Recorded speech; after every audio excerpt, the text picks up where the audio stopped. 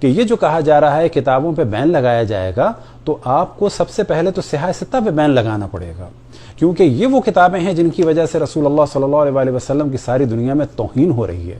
آپ یہ سمجھتے ہیں کہ صرف صحاح ستہ کو مسلمان پڑھتے ہیں؟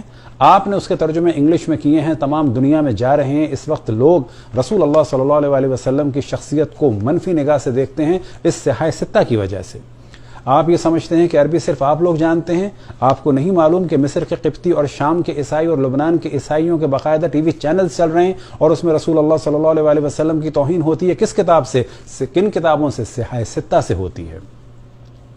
وہ صحاح ستہ کے جس میں جناب موسیٰ علیہ السلام کو ننگا پبلک کے درمیان دوڑایا گیا ہے، وہ صحاح ستہ کے جس میں تعمیر کعبہ کے وقت رسول اللہ صلی اللہ علیہ وسلم کی جسم سے ان کا لباس گر گیا اور وہ برہنہ ہو گئے، وہ صحاح ستہ کہ جس میں اللہ سبحانہ و تعالیٰ کی ٹانگ کو جہنم میں ڈالا جا رہا ہے، یہ تینوں روایتیں بخاری کی ہیں۔